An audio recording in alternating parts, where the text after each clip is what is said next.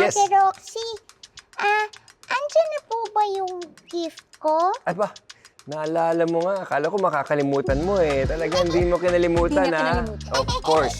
Ito ang gift mo as promised. Yan na. Sana, Ate Roxy, pakibigay kay Mikmik. Wow!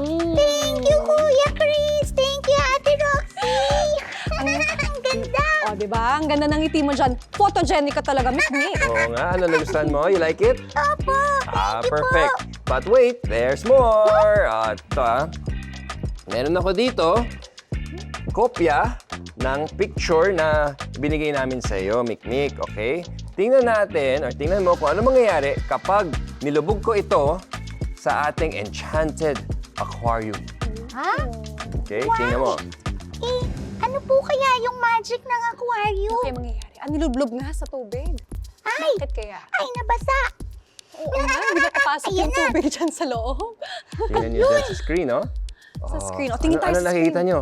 Parang nawala yung colors ng picture ko. Oh, Oo. exactly. Naging black and white. Parang naging black and white. Diba? Ano yun? Ngayon, talabas ko ulit. Nangyari yung Kuya Chris. Oh, may color talaga eh, di ba? May kulay talaga. Oh, pero pag nilubog, dan. Tingnan natin, Mikmik. Nag-black and white na naman siya.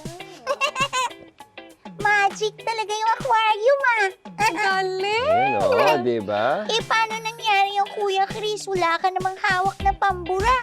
May magic po ba Yan, talaga yung oh. aquarium? Oo. Nangyari yan dahil sa magic of science. Gumana itong disappearing color act dahil sa light refraction. In simple terms, ito ang pag-bend ng ilaw o liwanag habang tumatagos ito sa iba't ibang mga material tulad ng tubig at plastic. Kapag nakaangat siya, ganito, tinitingnan natin siya, straight lang. Yung pagtingin natin, okay, straight ang pag-travel ng ilaw through the plastic at sa picture. Kaya nakikita natin yung full colors niya. Kapag nilubog ko naman ito dito sa aquarium, okay, so dito, nagbe-bend yung ilaw sa plastic, okay, at pabalik sa tubig. Kaya parang hindi natin nakikita yung colors. Yun nga, depende rin yan sa angle kung saan mo titingnan. Kasi pag certain angles, nakikita mo pa rin yung color. Pero pag may certain angles, biglang nawawala yung color. Diba? Pag Oo. certain angles, parang nag-disappear. Yes, nagiging black and white lang siya. galing. So light refraction, tandaan nyo yan, ang pag-bend ng light through medium. I believe! I believe.